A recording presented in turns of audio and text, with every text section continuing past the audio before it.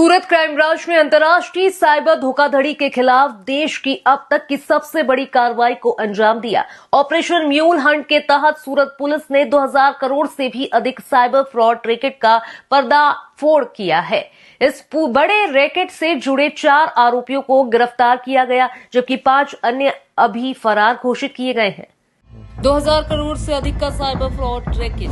Crime branch ने किया 44 bank खाते बरामद। अब तक हो चुकी है 6000 से अधिक शिकायतें दर्ज। क्राइम ब्रांच ने किए 4 आरोपी गिरफ्तार, 5 फरार। यह साइबर फ्रॉड रैकेट सिर्फ सूरत या भारत तक सीमित नहीं रहा। जांच में पता चला कि इसमें नेपाल, कंबोडिया और चीन से जुड़े साइबर माफिया भी शामिल है। टेक्सटाइल्स मार्केट की एक आम दुकान सावरिया क्रिएशन इस गैंग की आड़ में थी, जहां से अपराधियों ने डिजिटल धोखाधड़ी को अंजाम दिया। सूरत क्राइम ब्रांच के डीसीपी भावेश रोजरिया ने बताया कि पकड़े गए आरोपियों में से मुकेश स्वामी, बाबूलाल कारेल को गिरफ्तार किया गया है। दोनों राजस्थान के सुजानगढ़ के रहने वाले हैं और सूरत के ग्लोबल टेक्सटाइल मार्केट में सांवरिया क्रिएशन नाम की दुकान चलाते थे। पुलिस की एक पूछताछ में पाया गया कि यह दुकान टेक्सटाइल्स के व्यापार के नाम पर बड़े साइबर फ्रॉड का नेटवर्क चला रही थी। इन आरोपियों के पास से बरामद मोबाइल फोन की जांच में 44 अलग अलग बैंक खातों की डिटेल्स मिली।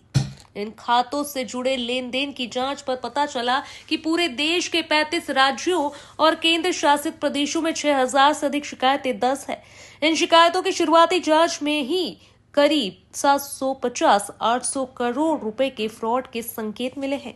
इसके अलावा क्राइम ब्रांच ने मितेश पाटिल और आशीष शर्मा को भी गिरफ्तार किया है। वे दोनों विद्या प्रदान धर्मा फाउंडेशन नामक एक एनजीओ चलाते थे, जो जांच में साइबर फ्रॉड का वित्तीय हब निकला। इस एनजीओ के साथ एक और फरार आरोपी दिनेश खलका भी जुड़ा हुआ है। सूरत क्राइम ब्रांच के पुलिस इंस्पेक्टर एसएन परमार और उनकी टीम के पीएसआई पोवार और मेरे को एक इन्फॉर्मेशन मिली थी कि एक मूल राजस्थान सुजानगढ़ के रहने वाले मुकेश स्वामी, बाबू जगूराम काबेर, जो दोनों राजस्थान के रहने वाले हैं और अभी सूरत में सावरिया क्रिएशन ग्लोबल टेक्सटाइल मार्केट में कपड़े की आड़ में एक साइबर क्राइम का बड़ा फ्रॉड कर रहे हैं। इस अंतर्गत सूरत क्राइम ब्रांच की टीम ने इसको दोनों को ला के पूछताछ चालू की, तो इनके पास से 44 बैंक अकाउंट्स की अलग अलग इनके मोबाइल से डिटेल मिली, जिसपे प्राइमरी देखने पे 6000 से ज्यादा एनसीसीआरपी पोर्टल पर कंप्लेंट रजिस्टर्ड है, जिनमें अभी तक हमने 940 से 950 जितनी फरियाद वेरीफाई की, तो उनका फिगर 750 करोड़ से ज्यादा का साइबर फ्रॉड हमें मिल चुका है।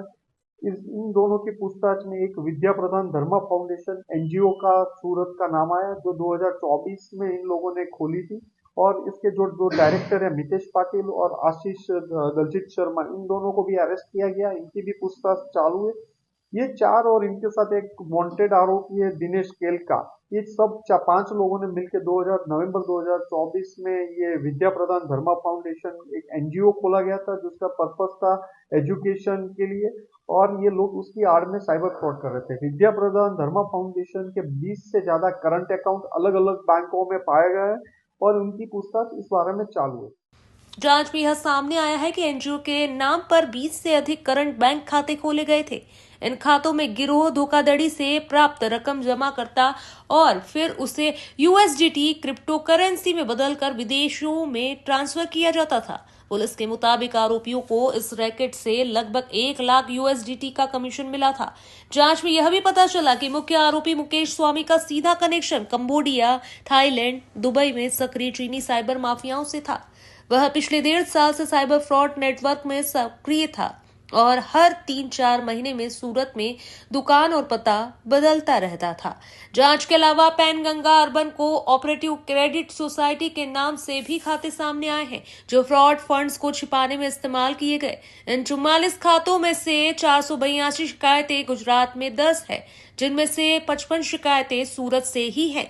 पुलिस अब पीड़ितों से संपर्क कर आगे की कानूनी कार्रवाई कर रही है। प्राइमरी इन्वेस्टिगेशन में पता चला कि ये लोग जो पैसा विद्या प्रदान फार्मा में आता था साइबर फ्रॉड का, ये नेपाल का एक शिम्बो करके था, जो आधार कार्ड अपडेट के लिए, फिर आरटीओ चलन की कॉपी, केवाईसी अपडेट, इन अलग अलग एपी के बना के लोगों को भेजता था और उनके अकाउंट में जो पैसा था वो फ्रॉड से ये लोग ले लेते थे। वो पैसा ट्रांसफर अलग अलग अकाउंट से विद्या प्रदान धर्मा फाउंडेशन में आता था, वहां से ये लोग यूएसडीटी खरीद के ये नेपाल के शिम्बो को ट्रांसफर करते थे और आगे करते थे। इसके अलावा मुकेश स्वामी का एक इंटरनेशनल दूसरा नेटवर्क नेपाल के अलावा कंबोडिया, बैंकॉक, थाईलैंड का भी मिला है।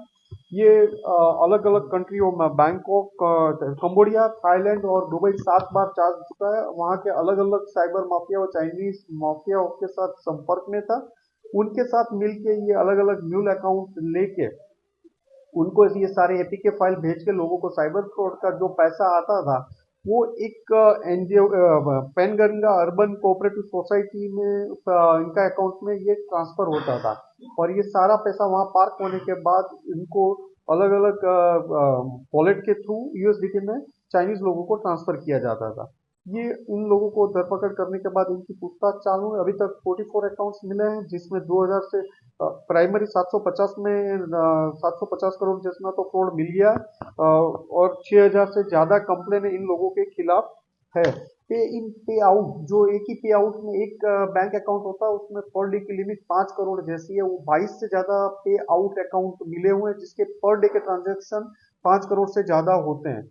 ये एपीके इनके मोबाइल से काफी एपीके के मैसेजेस, फाइल और स्क्रीन मिररिंग, तो ये बैंक ओटीपी के काफी मैसेज मिले हैं। मार्च 2025 से आज तक इसके अकाउंट में जो कमीशन के 80-90 लाख रुपीस जो यूएसडीटी में इसको मिले हुए हैं उसका भी एक वॉलेट का डेटा मिला हुआ है।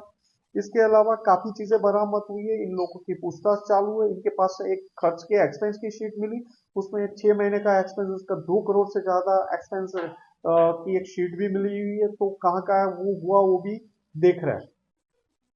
और 35 राज्यों और केंद्र शासित प्रदेशों में 6000 से ज्यादा कंप्लेन इनके खिलाफ रजिस्टर है, जिसमें गुजरात की भी 480 के करीब गुजरात की कंप्लेन है और उसमें सूरत की 55 जितनी सूरत की कंप्लेन है।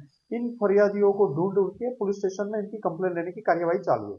सूरत क्राइम ब्रांच की यह कार्रवाई साइबर अपराध के खिलाफ बड़ी चेतावनी है। देश भर में फैले इस नेटवर्क का भांडाफोड़ यह बताता है कि तकनीकी धोखाधड़ी के खिलाफ एजेंसियां कितनी मुस्तैद है। भविष्य में इस तरह के फ्रॉड से बचने के लिए पुलिस ने लोगों से सतर्क रहने की अपील भी की है। जीएनटी न्यूज में फिलहाल बस इतना ही। बने रहिए हमारे साथ और फॉलो करना न भूलें, लाइक करें और सब्सक्राइब करें जीएनटी न्यूज।